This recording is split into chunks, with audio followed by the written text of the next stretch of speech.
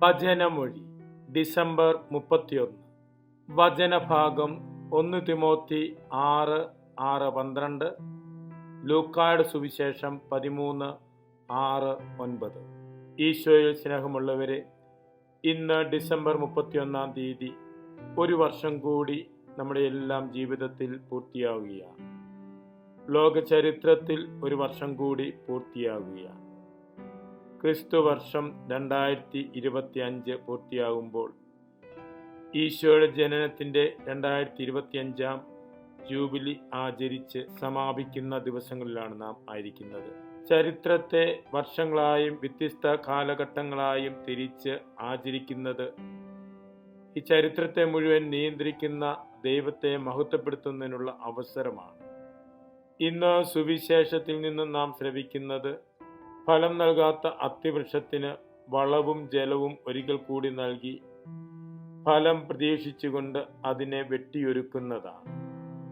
തമ്പുരാൻ പ്രതീക്ഷിക്കുന്ന ഫലം നൽകുന്ന അത്തിവൃക്ഷങ്ങളായി മാറുവാൻ അവിടുന്ന് നമുക്ക് നൽകുന്ന ഓരോ അവസരങ്ങളും ഉപയോഗപ്പെടുത്തി വിശ്വാസ ജീവിതത്തിൻ്റെ ഫലം നൽകുന്നവരായി മാറുവാൻ നമുക്ക് സാധിക്കണമെന്ന് തിരുവചനം നമ്മെ ഓർമ്മപ്പെടുത്തുന്നു.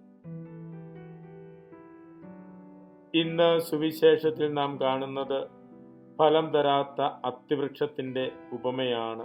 മുന്തിരിത്തോട്ടത്തിൽ നട്ടുപിടിപ്പിച്ച ഒരു അത്തിവൃക്ഷം അതിൽ ഫലമുണ്ടോ എന്നറിയുവാൻ ഉടമസ്ഥൻ വരുമ്പോൾ ഫലം ചൂടാതെ നിൽക്കുന്ന അത്തിവൃക്ഷത്തെയാണ്. ഉടമസ്ഥൻ അത് വെട്ടിക്കളയുവാൻ പറഞ്ഞുവെങ്കിലും കൃഷിക്കാരൻ ഉടമസ്ഥനോട് പറയുന്നു, ഒരു വർഷം കൂടി നിൽക്കട്ടെ, ജലവും വളവും നൽകി അതിനെ വെട്ടിയൊരുക്കാം. കൃഷിക്കാരൻ്റെ വാക്കുകേട്ട് ഉടമസ്ഥൻ അതിന് അവസരം നൽകുകയാണ്. ഉടമസ്ഥൻ ദൈവമാണ്, കൃഷിക്കാരൻ ഈശോയാണ്. ഈശോയിലൂടെ ലഭിക്കുന്ന കൃപാവരങ്ങൾ സ്വീകരിച്ച് നല്ല ഫലങ്ങൾ നൽകുന്നവരായി മാറുവാൻ, ഫലം നൽകുന്നവർ കൂടുതൽ ഫലം നൽകുന്നവരായി മാറുവാൻ സാധിക്കണമെന്നാണ് തിരുവചനം നമ്മോട് പറയുന്നത്. പൗലോസ് ശ്ലീഹ തിമോത്തിയോസിന് എഴുതിയ ലേഖനത്തിലൂടെ തിരുവചനം പറയുന്നു, നാം ഈ ലോകത്തിലേക്കൊന്നും കൊണ്ടുവന്നില്ല, ഇവിടെ നിന്ന് ഒന്നും കൊണ്ടുപോകുവാനും നമുക്ക് സാധിക്കുകയില്ല. എല്ലാ തിന്മകളുടെയും അടിസ്ഥാന കാരണം ദ്രവ്യാസക്തിയാണെന്ന വചനം പറയുന്നത്. ദ്രവ്യാസക്തി മൂലം വിശ്വാസത്തിൽ നിന്ന് വ്യതിചലിച്ചു പോകുന്നവരുണ്ടെന്നും ശ്ലീഹ ഓർമ്മപ്പെടുത്തുന്നു.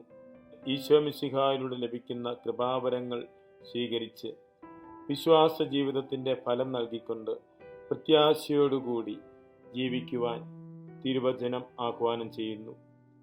എപ്രകാരമാണ് വിശ്വാസ ജീവിതത്തിൻ്റെ ഫലങ്ങൾ നൽകുന്നത് എന്ന് ധ്യാനിക്കുവാനും നമുക്ക് ദൈവകൃപയോട് സഹകരിച്ച് പ്രവർത്തിക്കുവാൻ സാധിക്കുന്നതിനെ ഓർത്ത് അവിടുത്തേക്ക് നന്ദി പറയുവാനും കൂടുതൽ തീഷ്ണതയോടുകൂടി പ്രത്യാശയോടുകൂടി മുന്നോട്ട് പോകുവാനും നമുക്ക് പരിശ്രമിക്കാം.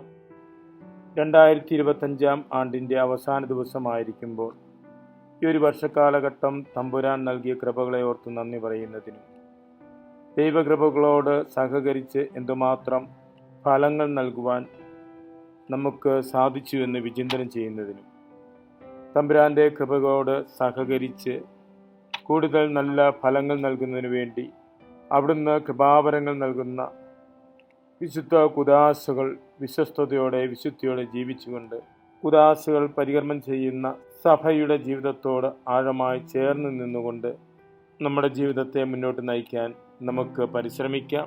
ദൈവത്തിൻ്റെ കൃപ പ്രാർത്ഥിക്കാം. മിശിഹ നമ്മെ അനുഗ്രഹിക്കട്ടെ. ആമേൻ.